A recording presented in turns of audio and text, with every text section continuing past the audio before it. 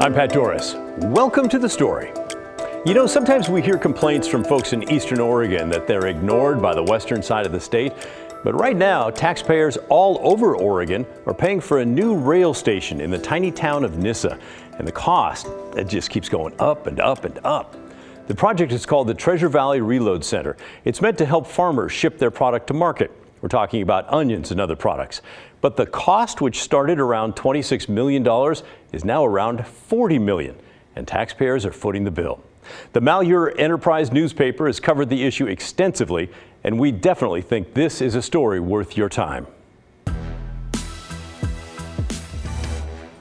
Here's the headline from their newspaper: another state bailout for Nyssa Railroad project in the works. It's a fascinating read about cost overruns and state lawmakers who keep coming back for more money. Les Seitz is the owner of the paper. He used to run the investigative unit at the Oregonian newspaper. Now he lives on a ranch in Eastern Oregon. He is a consistent thorn in the side of people who try to hide things that should be out in the public. And I say that with a lot of admiration. I think he's terrific, and I subscribe to his paper. I asked him to explain what's going on with this Reload Rail Center. So the Treasure Valley Reload Center is designed to help onion producers in Malheur County and neighboring Idaho producing areas an opportunity to ship their products back east by rail instead of truck. The idea is that rail would be faster, perhaps a little more reliable, and also at less cost. So this idea took hold in about 2015.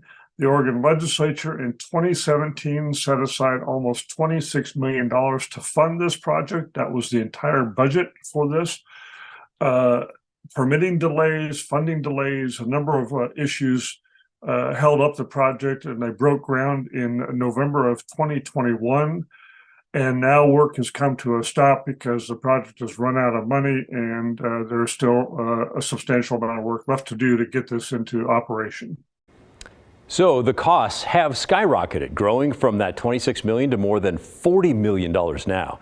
Les's team has been reporting on this over the last 3 years. I asked him why this price keeps growing. Well, the project managers will tell you the primary blame goes to inflation. And while inflation did have some impact on this, one of the most significant impacts was that they wanted to build rail lines across a wetland. And they started this project building across a wetland without having any idea how deep that wetland was. Push comes to shove, what happens is they had to spend an extra $5 million to bring in boulders and rock to fill in the wetland and other soft ground on what had been irrigated farmland. So that was a huge factor in the cost overruns. Then they underestimated costs. They estimated that putting up the warehouse building itself would cost about $3.5 million. When they got the bids about a year ago, the price came in at $6.5 million. The project manager said, well, we can cut that in half. And since then, the costs have only increased, and the building now is going to cost, if they build it out the way they designed it, would be about $6.7 million. So it's been a cascade of financial troubles, coupled with the fact that the folks in charge of the project have not really had much in the way of budgets, and they haven't really tracked costs very well. And then this. Here's an interesting twist that happened today.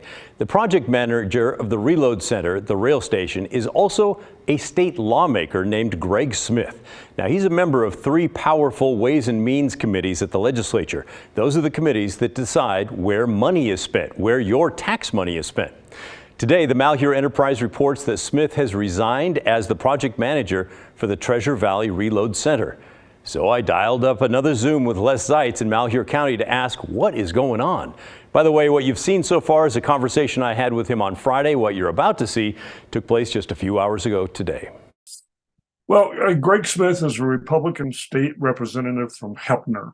He runs a sideline business, a consulting business that contracts with a number of public entities around Eastern Oregon.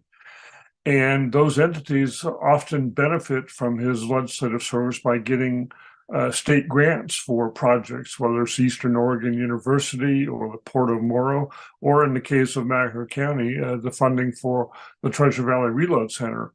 In Malheur County, he performs as a private contractor, through his company, and he gets paid $9,000 a month for the work to oversee this. The problem has been that number one, there is no contract with Mr. Smith or his company, so it's hard to discern what exactly he is supposed to do for his funding. And because of his other responsibilities, including a full-time job in Boardman for the Columbia Development Authority, he is not a constant presence in Malheur County. Is there anything, well, when I first heard that, wait a minute, this guy's a lawmaker and he's on Ways and Means committees, which decides where the money goes, and projects that he's involved with are getting funded. Is there anything wrong with that, or is he just a go-getter who's serving his constituents?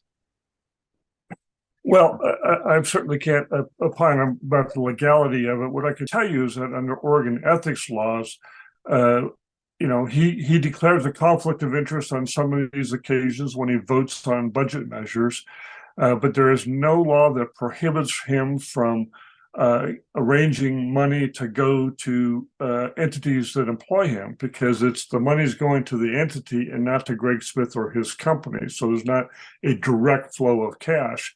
But I think it's pretty obvious to anyone who looks at this very closely that that these public entities probably would not be getting the funding if Greg Smith was not working for them in his private capacity and working for them in his legislative capacity in Salem. Now, I've emailed Representative Smith at the legislature asking for an explanation on why he's resigning now with the project in deep trouble. He has not responded. In the meantime, it's unclear what happens next for the reload facility and the tax money that partly built it. At one time, it was hoped that it would be up and running this fall. Now that seems unlikely, which means the onion farmers in eastern Oregon will once again pay more to get their product to market. In the meantime, the Malheur Enterprise newspaper has unlocked its main story on all of this. It's free now so that you, our viewers, can go check it out for yourself. It's definitely worth the read. And if you like the work they're doing, make sure to subscribe. Let's stay in eastern Oregon now for a moment to talk some more about one of your favorite topics, the Greater Idaho movement. So far, voters in 11 eastern Oregon counties have approved a measure to start talks about moving the border. Those are the counties that you see there in red. Wallowa County in green will vote on the question in May. And just last week, a bill in the Idaho House of Representatives passed in the hope of starting talks on their side as well. Supporters argue that it would be better for both sides if the state border moved. But the base of the argument really is that Republican voters in eastern Oregon just don't feel represented in Salem. They would rather be governed by the Republican majority in Idaho.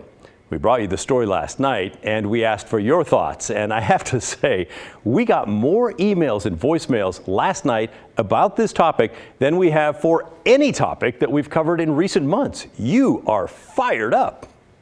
Nobody's saying that these people can't move. They want to go to Idaho? Let them go to Idaho.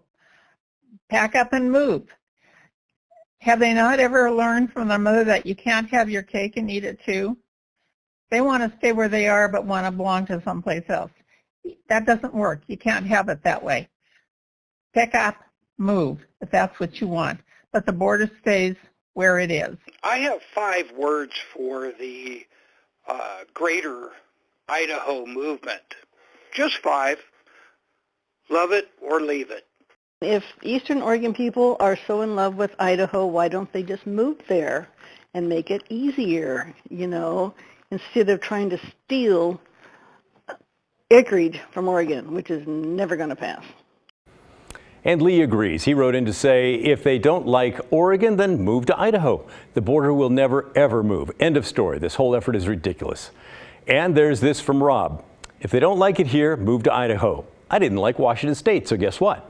I pulled on my big boy pants, quit whining, and moved to Oregon. All we hear is we are too liberal for them.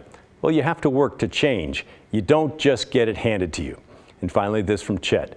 It is so pointless and unnecessary. These conservatives who consider themselves so much more patriotic than the rest of us are ignoring one of our most basic freedoms as Americans. If you don't like it here, move somewhere else. You're welcome to not like it here.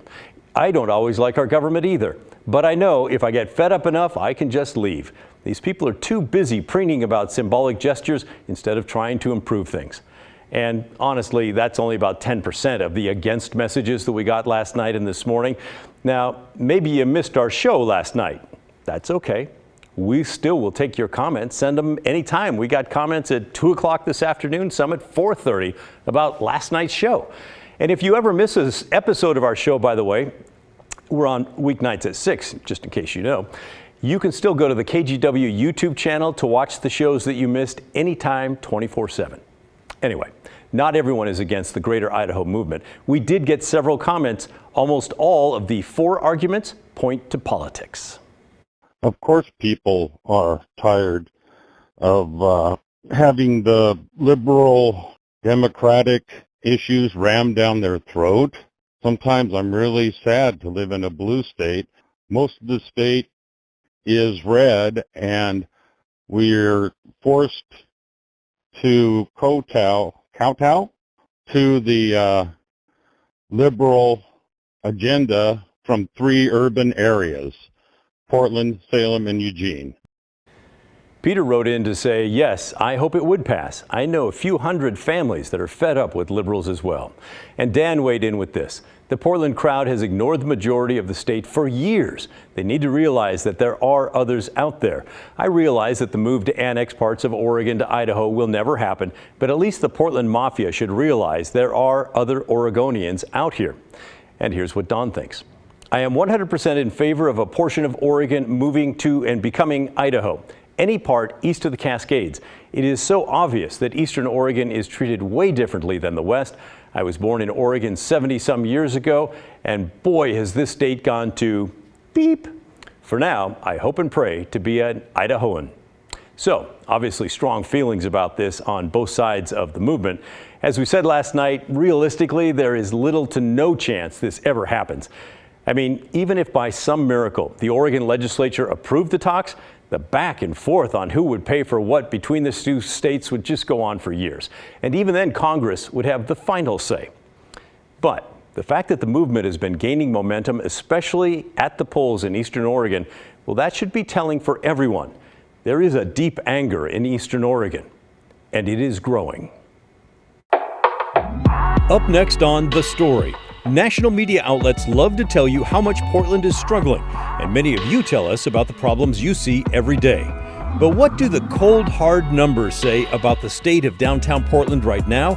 We're going to dig into some new data. Get ready for lots of graphs when The Story returns.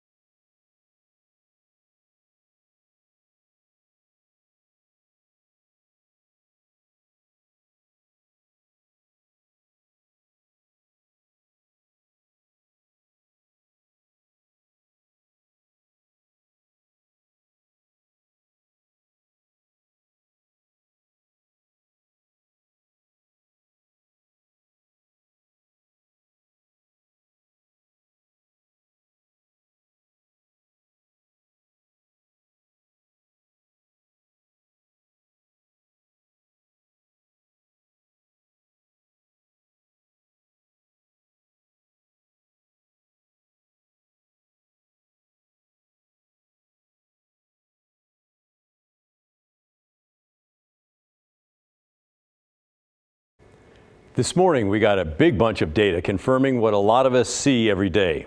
Portland's not doing great, especially downtown Portland. At a Portland Business Alliance breakfast this morning, the economic consulting firm Eco Northwest released their State of the Economy report. They also put out the state of downtown and Central City, and it is not pretty. Let's take a look at some of the data. First, jobs. This graph shows job growth in Oregon County. See that big drop at the beginning of the pandemic?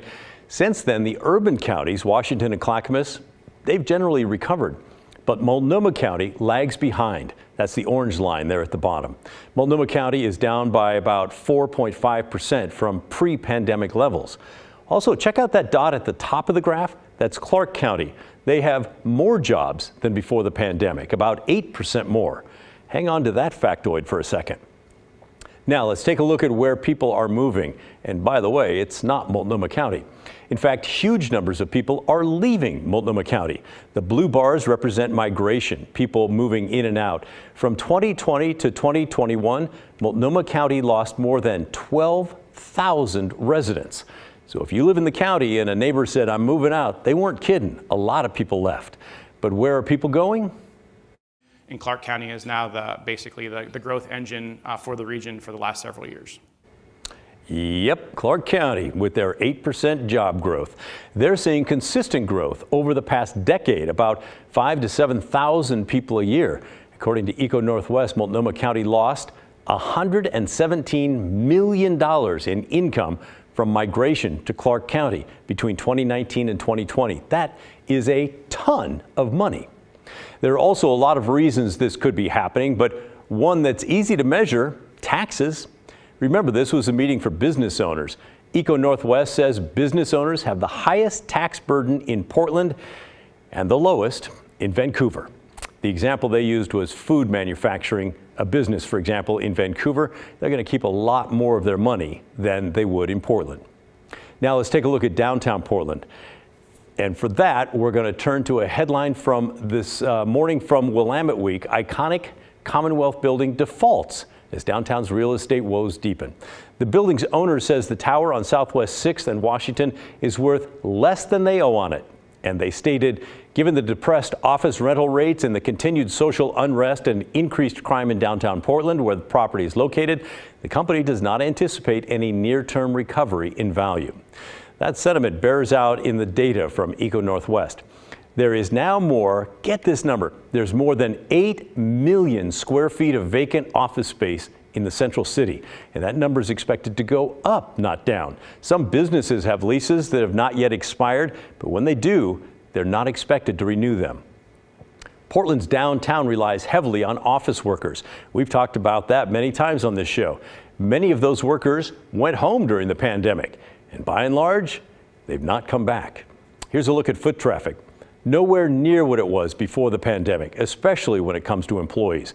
That's the dark blue line at the bottom. People are visiting downtown and other areas near the core of the city, but those numbers are still down from before the pandemic, and they're not coming back. When you look at the foot traffic data and you just see how on an average day in, let's say, the Central City or downtown, that employer foot traffic could be down by 50%.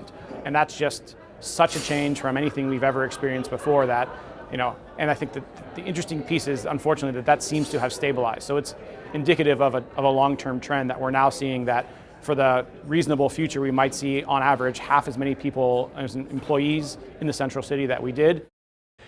Now, many businesses want those workers to come back, of course. One owner asked why there can't be more incentive programs to get the workers back in the office. But those incentives would have to be pretty hefty. Many remote workers are in no hurry to get back to the office. Recent data from researchers at the New York Federal Reserve shows that when people work remotely, they work less. They spend more time taking care of themselves, getting more sleep, spending more time with loved ones, and doing leisure activities. New York Magazine published an article late last week saying that remote work is poised to devastate America's cities, and that in order to survive, cities need to convert office space into housing. That's an idea that has come up regularly here in Portland, where we have lots of empty offices and a good number of people who need homes, but it's not as simple as switching. Homes need more windows, plumbing, fire safety than offices, a lot of things that are expensive. Make no mistake, the problem for Portland and Multnomah County is serious. Here's how Eco Northwest described it this morning. So when we see data like negative 12,000 people, and at the state level, negative net migration of 17,000 for the first time since the 1980s, this is a big problem. So this is a state economist. I'm not a prolific Twitter user, but at times there's some good information to be had there. He's saying, yes, census estimates population, again, this is through July of 2021. This is a 2 or 3 alarm fire. Negative 17,000 net domestic migration. If 2023 doesn't rebound, it's a 5 alarm fire for the economic outlook. And that would be bad. So what do you think about the Eco Northwest findings? Are you surprised? Is this just a rough patch and you think we're going to bounce back? Are you worried about Portland's future? I know I am. Send me an email. Let me know your thoughts. The address is thestory@kgw.com or call and leave a voicemail, 503-226-5090. Whether you're watching live or later, we do want to hear from you. I look forward to hearing your comments. Still to come on The Story, we're heading to McMinnville. Inside the Evergreen Aviation and Space Museum sits an airplane that was once the largest seaplane ever built, and it only flew once. The Spruce Goose, from the brain of a Hollywood film producer to being purchased by Disney to now sitting in Yamhill County. Why in the world is it called Spruce Goose? We'll explain when The Story returns.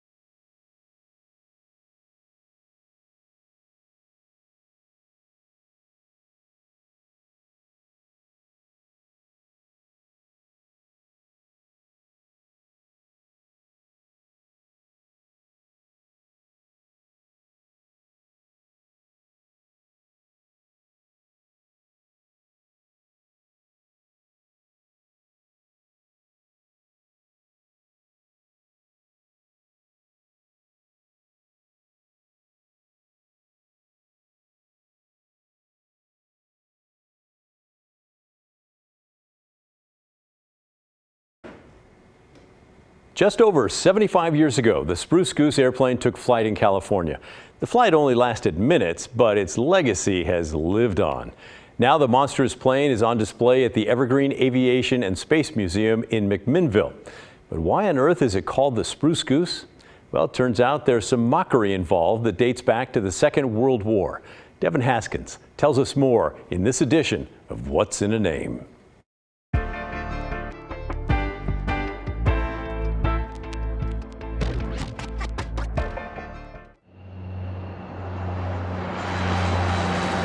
At 320 feet from wingtip to wingtip, the Spruce Goose would fill up an entire football field. It was the largest seaplane ever built, a record that had stood for decades. Here's Evergreen Aviation and Space Museum docent Phil Santucci. In order to give you an idea of the size of the aircraft from the inside, I have people take a look down inside the wing.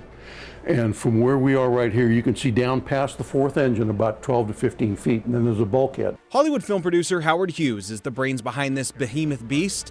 Explaining his dream from 1938, museum CEO Tyson Weinert. In his dream, he describes I can dream of a day when I look out of a New York City skyscraper, and as I do, I see a flying boat. In 1942, during the height of World War II, supply ships being sent across the Atlantic were getting destroyed by the enemy. The U.S. government wanted a better solution, so they turned to Hughes and shipbuilder Henry Kaiser to build a plane big enough to transport cargo through the air. Hughes had some history with planes. After all, he'd purchased TWA and built and flown the fastest airplane on Earth. For this one, though, there was a catch. With metal being in short supply due to the war, they'd need an alternative. So the solution was wood. He was able to assess the strength of a product called Duramold and then secure the ownership rights of Duramold, which is effectively a plywood. But what not a lot of people know is that Duramold was sourced from yellow birch, which came from lumber yards here in Oregon. This is part of the structure of the aircraft. And where it's cut away here, you can see where it's all made out of wood. Kaiser and Hughes would eventually have a falling out and part ways. The project would get mocked by journalists and politicians for how long it was taking, earning it the nickname of Spruce Goose. It's a name Hughes himself is said to have hated, and one that's not entirely accurate. There is a very little portion made of spruce. He liked the name that he gave it himself, the H-4 Hercules. It was taking so long to build, it became the subject of a contentious Senate hearing. Then, on November 2nd, 1947. On that day, he was only supposed to go out and complete 2 water taxis. And yet on that 3rd water taxi, he surprised the world when he actually got the flying boat airborne. 70 feet off the water, she stays for a mile. $23 million worth of airplane has answered a lot of committee questions. It was the one and only time the Spruce Goose would leave the ground, or in this case, the sea. Howard, did you expect that? Certainly, I like to make surprises. You were surprised? You know, I thought I'd make a surprise. For years, it sat in a special warehouse owned by Hughes until he died. Disney then bought it and put it on display in Long Beach. Then in 1992, Evergreen Aviation bought the Spruce Goose to showcase front and center at their new museum. You should check it out. It's amazing. All right, keep sending your questions and comments to thestory@kgw.com. We're going to wrap things up right after this.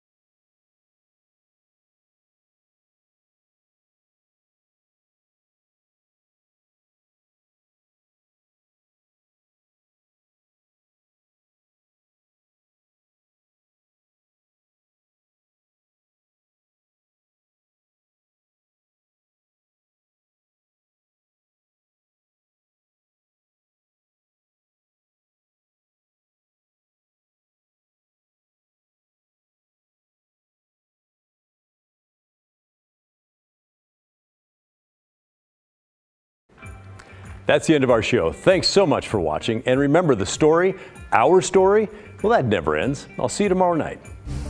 This is KGW.